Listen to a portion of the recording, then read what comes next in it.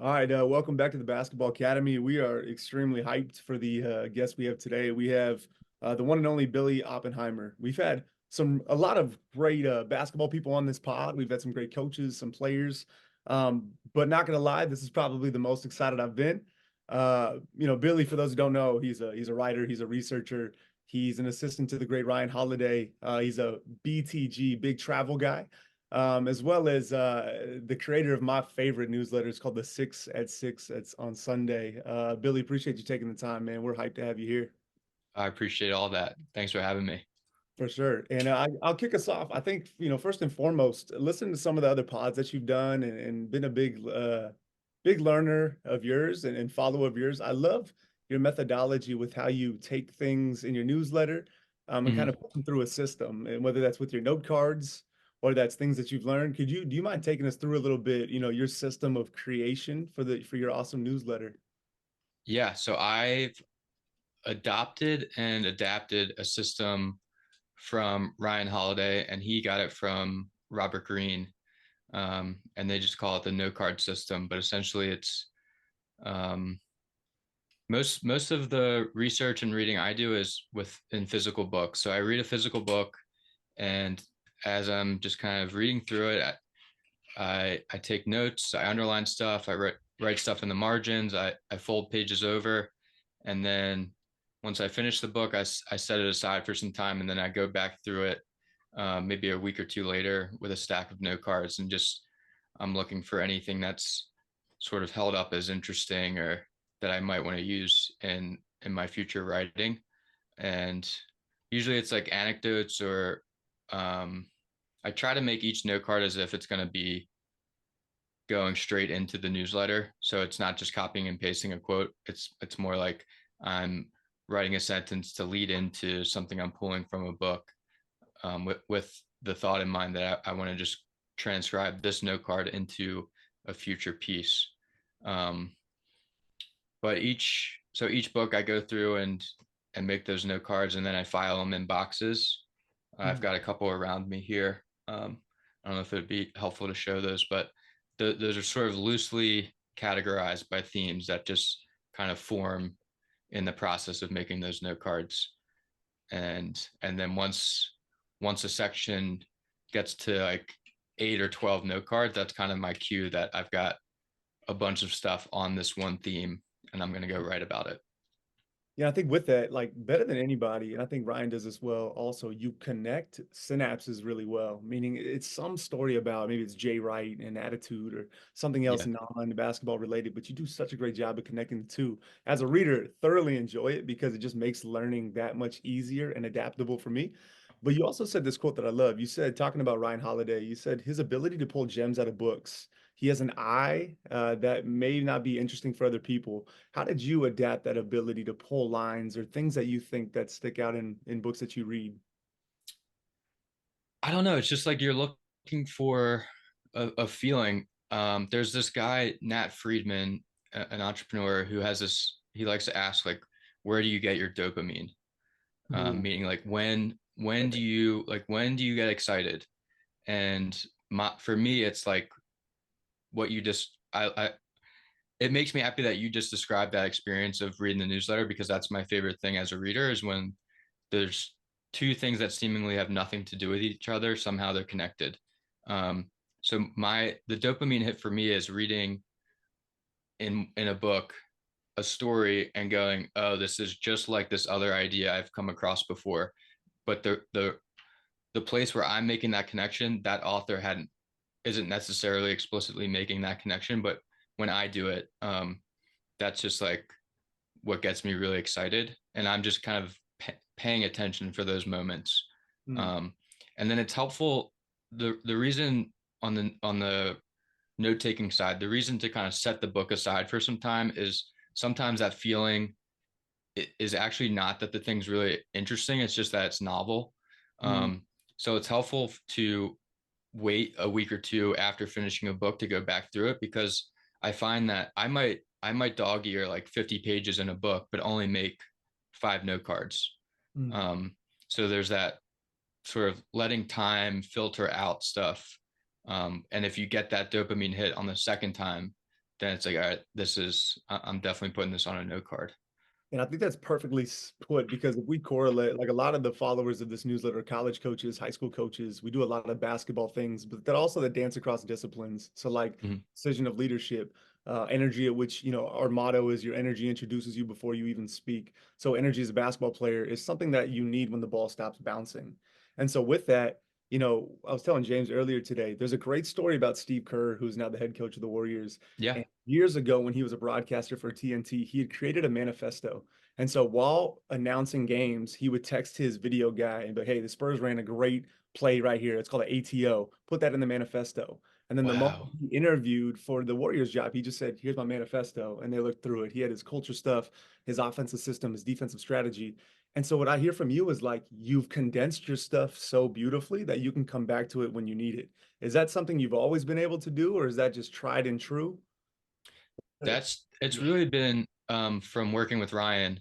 Mm, And I initially reached out to him just as a fan of his work and wanting I was starting to get into writing and wanting to take it more seriously, but I didn't know any writers.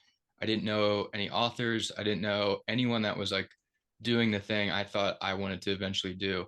And mm, then I found his work, but then it was also helpful to learn like his trajectory, and he had a similar path of working under Robert Greene. And so that was kind of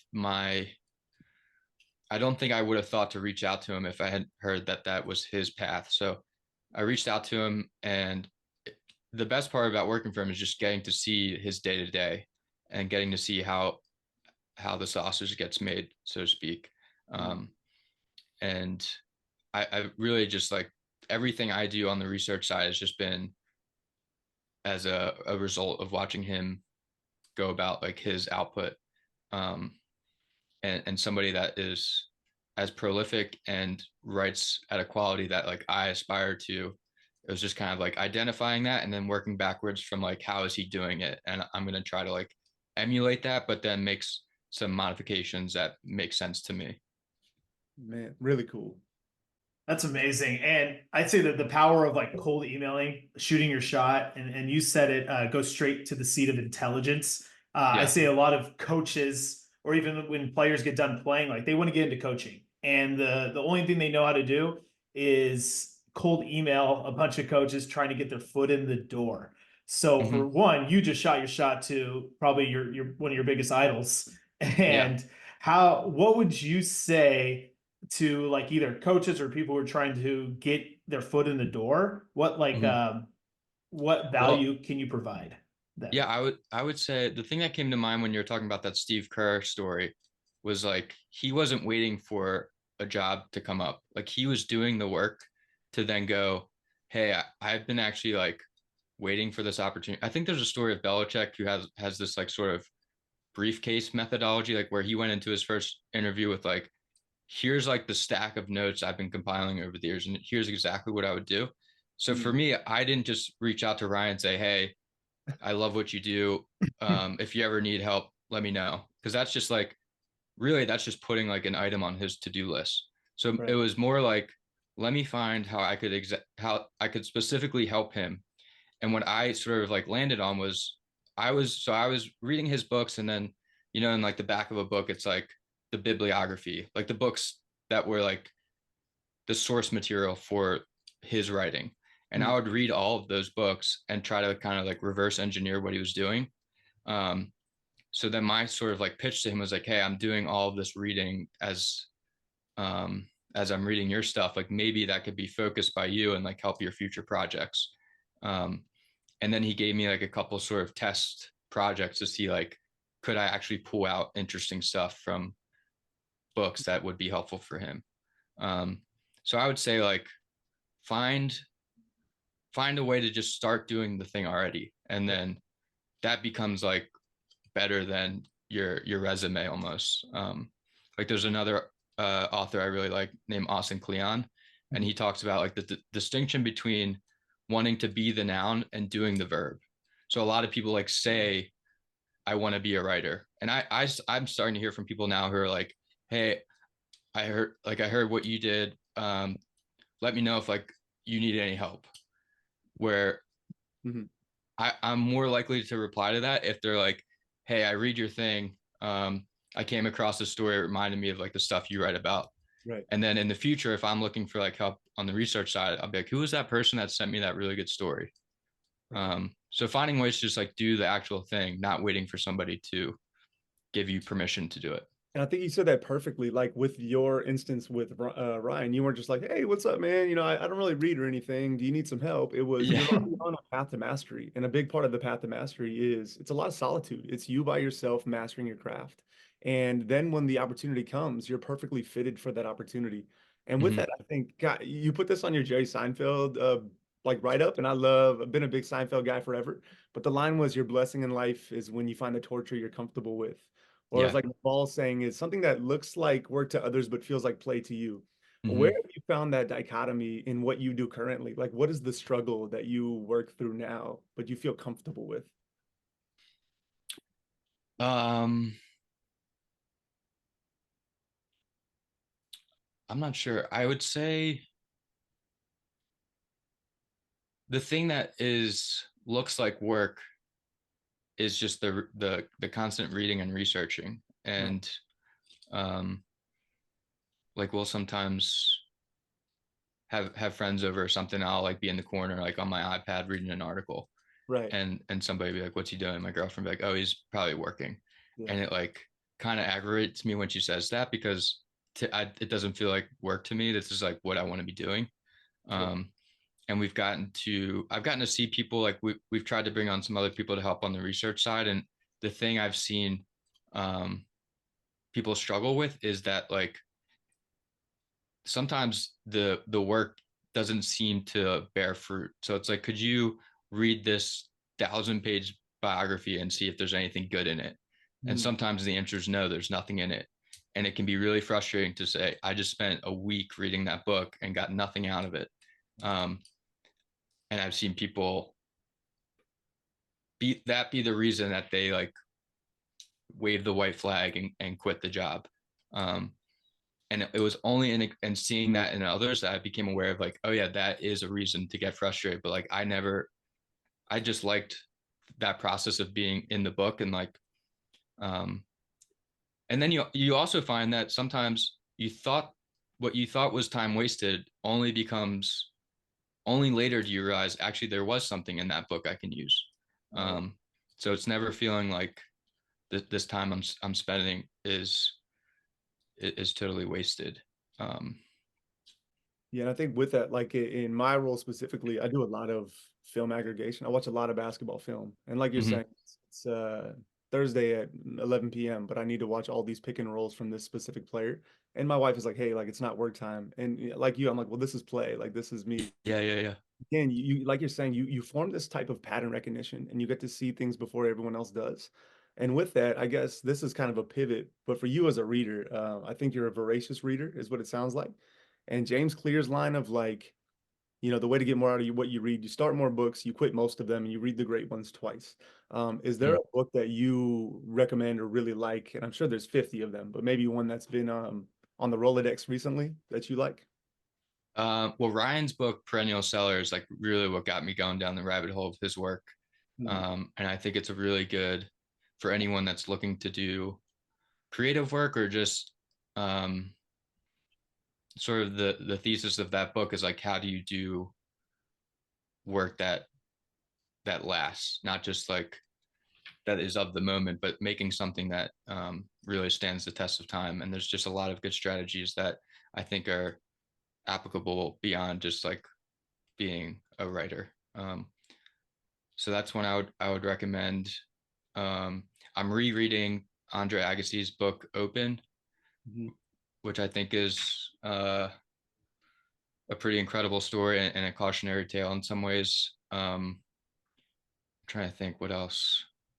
I'm a huge fan of the biographer Brian J. Jones. He's Okay. done he's done a book on George Lucas, um, Dr. Seuss, and one other one. I think I have it here somewhere. Oh, Jim Henson, the creator of the Muppets. All three of those are really good. I would maybe start the Dr. Seuss one's maybe my favorite. I going into that book, I thought Dr. Seuss, like children's book author, but that really came much later in his life, and he has a really interesting sort of career trajectory that could be and kind of reinvented himself at various points in his career that could be valuable for people listening. Awesome. Appreciate Yeah. it. And so, I mean, you deep dive into a lot of really interesting and successful people like Tom Brady, Tom Hanks, Walt Disney, Yeah. just to say a few. What commonalities do you see out of these people that lead to success and sustained success? Um, the interesting thing I've begun to notice is a lot of these people, when they're starting they're starting out, there's people telling them that what they're doing is a waste of time.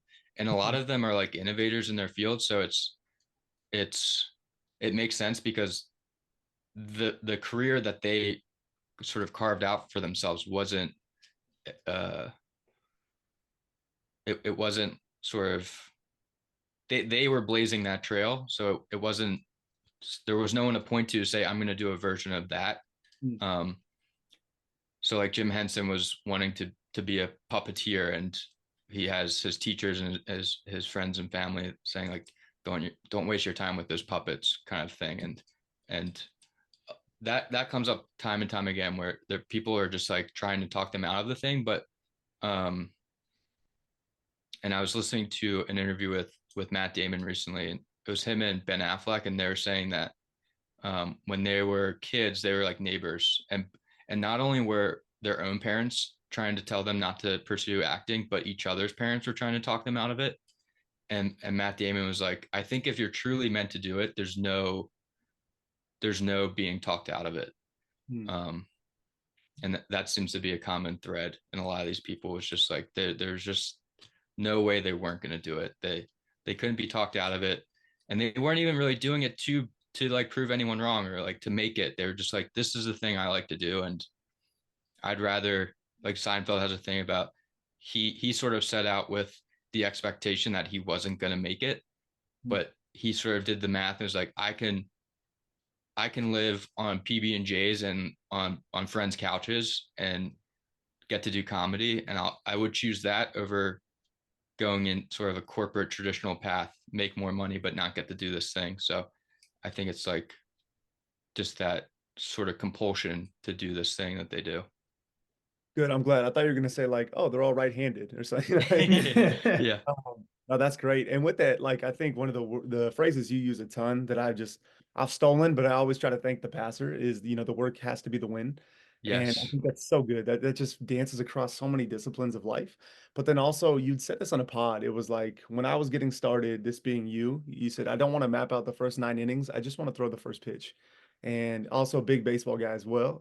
Yeah. For you, like how does that mundanity of excellence, like doing the little things and finding the win in the work, even when you're not seeing results, how does that start for you before Yeah. you're doing what you're doing now? That was actually something Ryan said to me.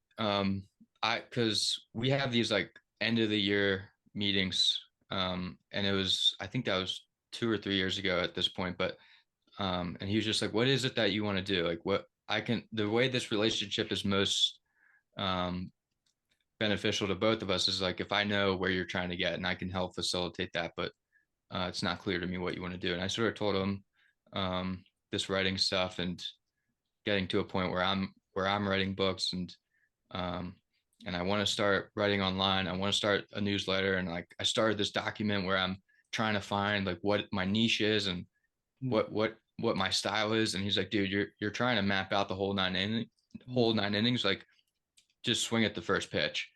And that was really really helpful advice. And that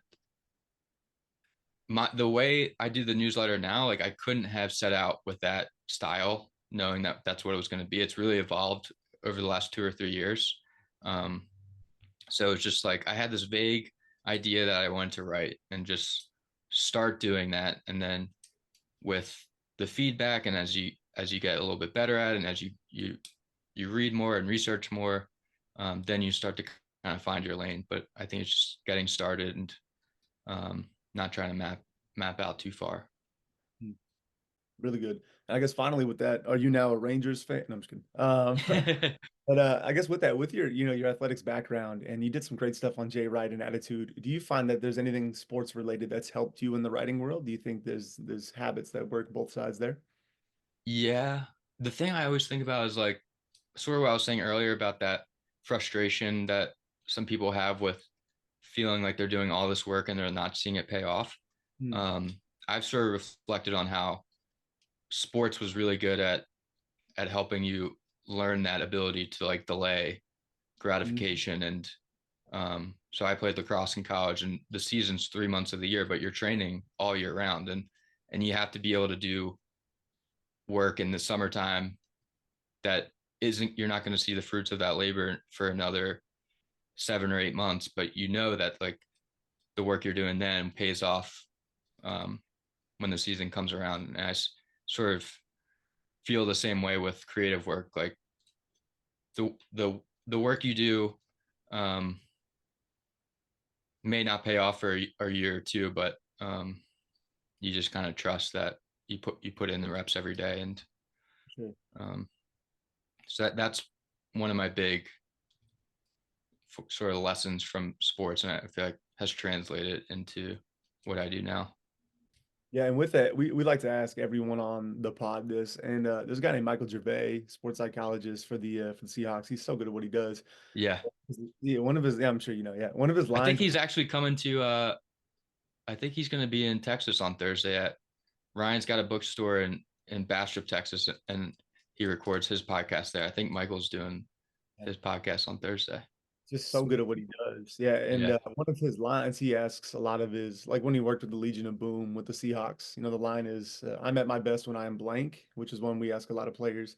And so for you, like when do you feel you're at your best? When do you think you're in the flow of your work? ooh,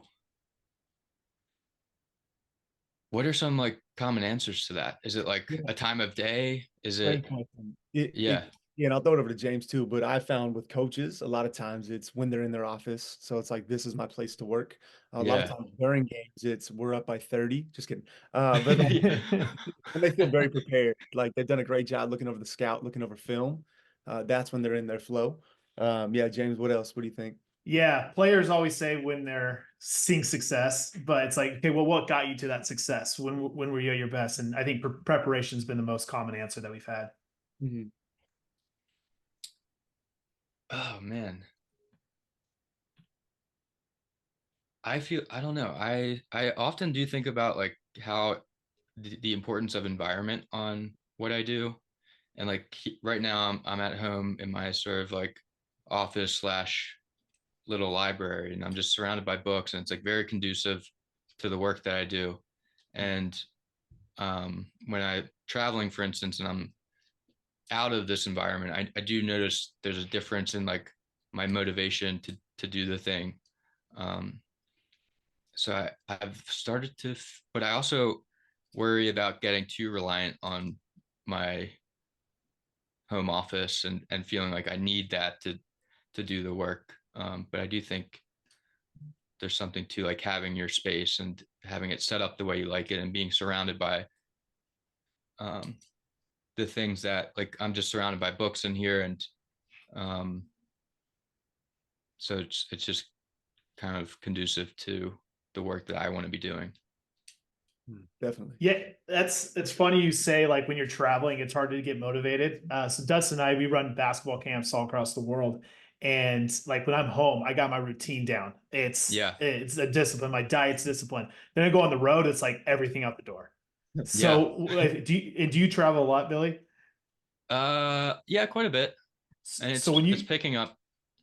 when you have to work on the road, I guess, how do you keep your mindset straight so you know that your next newsletter, your next written piece is going to be just as good as it would be when you're at home?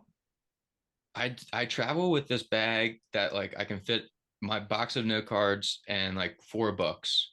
So Mm. it's like kind of a mini version of what I'm surrounded by right now. But um and I do, even when I'm home and elsewhere, I try to track how many note cards I'm making. Um because it's just like I know that all of my output is reliant on continually consuming and digesting what I'm consuming. So I know if I'm just making note cards and sticking to it, whether I'm traveling or not, I can feel pretty good about the other stuff. It's awesome. Yeah. And the last question I got for you is more on those note cards and like you find your common themes. How did you Yeah. categorize everything to be like, okay, this is about the history, this is about whatever it It is. it's really a function of the cards. So it's like um the so kind of what I was saying about you don't know when something's going to pay off. Like I came across that Jay Wright story a year ago and I was like, I know I like this. I don't know how to use it. But I made a note card on it and there's attitude on it. And then his sort of test of attitude is like, um, where's your mindset after something bad happens? So Right. that was like, that became a section. Mm. And then I was listening to Greg Harden, he's another sports psychologist maybe or counselor. Mhm. But he was at Michigan when Brady was there, and he recently came out with a book, and he was talking about mental fitness and how we all know what physical fitness is, and like one of the core indicators of physical fitness is recovery time. Like, can you run a sprint, and how quickly can you get back to be able to run full speed again? Yeah. And then he's like, so what is mental fitness? That's so It's good. about recovery time. And when I heard him say that, I was like, it made me think of the Jay Wright thing.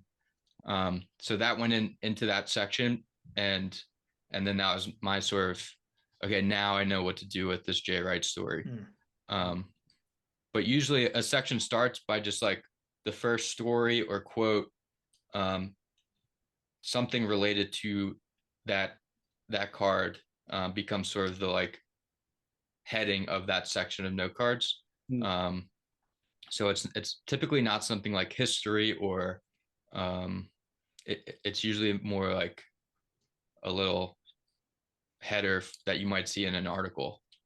Hmm. Um, Why do I feel like you'll be at dinner and then all of a sudden someone will hit you and you're like, oh shoot, sorry guys, hold on one second. And you like have yeah, to. yeah, I do. I always keep note cards on me. The other thing is like I've started to notice I can catch myself reading from a note card like in conversation. Oh really? I'll be telling a story and I'm like, this sounds really familiar. I know I wrote this word for word on a note card, and it's a bizarre experience, and I got to be like, kind of catch myself and For sure. yeah, And I think this ties in with coaches because like coaches, we'll go to coaching clinics and we'll have so many notes about everything, player development, blah, blah, blah. And then it just kind of goes to the wayside because we can't compartmentalize it really well. And I think the yeah, coaches that have learned to do that bear the fruit. Like the day you bury the seed is not the day you bear the fruit. Like they can yeah, consistently go back to the well, you know? The last thing I had is I like that Mitch Hedberg pen story that you told. yeah, And feel free if you want to. But like, what do you have to decipher things that you don't want to use? That makes yeah. sense.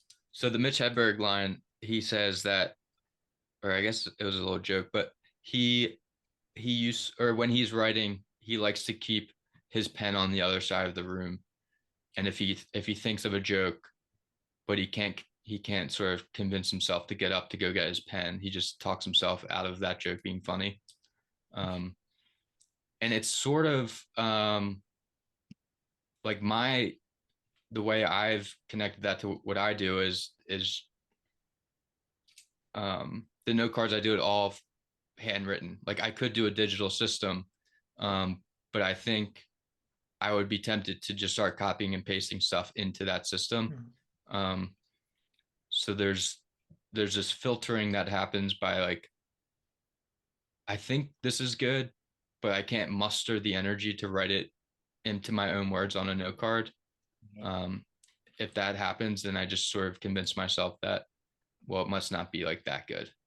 And it's the times um, when I can muster the energy to transfer it onto a note card. Um, so it's all of the things that I now have in boxes of note cards. At some point, I had to overcome that hurdle of sort of just natural laziness, and Right. it filters out um, stuff that might not have might not be as good as I thought. Definitely. Well, we appreciate you being here, Billy. We appreciate you taking the time. Where can people, follow you, stay in touch with you? What do you have coming on the horizon? Um, I'm at billyoppenheimer.com. You can check out the newsletter there. That's kind of my favorite thing to work on and to write. So that's where I would point people to. I am working on my first book, so I'm sort of head down on that. And yeah, I just sort of locked in a deal with Penguin Random House, so that's due for publication in 2025. So a little ways away, but I'm hard at work on it. So Awesome, man. Well, Amazing. Congrats. yeah, Can you give us a appreciate little it. sneak peek on what the book's going to be about?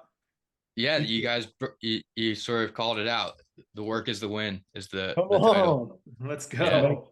yeah. It's so funny. There's so many, coaches that I've talked to at basketball clinics, coaching clinics, and I've plugged the 6 at 6. Oh, And thank they'll you. ask, is it, yeah, of course. And they'll ask if it's basketball related. And I say, no, but it is. There's so many disciplines that it pulls from. Yeah. I'll tell you how many people have pulled the story about the Bengals when, Niners ex-coach was there and using that system and style to create the West Coast offense. Oh, yeah, yeah, yeah. There's so many things in there. So thanks, man. What you're doing for the sport world is unbelievable. So we appreciate you. Oh, that's cool to hear. I appreciate you Yeah. spreading the word about the newsletter. Of course. Well, I hope you have a Absolutely. great day. Go Phillies, obviously. Fly Eagles fly. Yeah. Man. Awesome, Appreciate man. it. Thanks, Billy. Appreciate All you, right, Billy. Yeah, great talking thanks to for you being guys. on. And yeah, we'll be in touch soon. Awesome. Have a good one.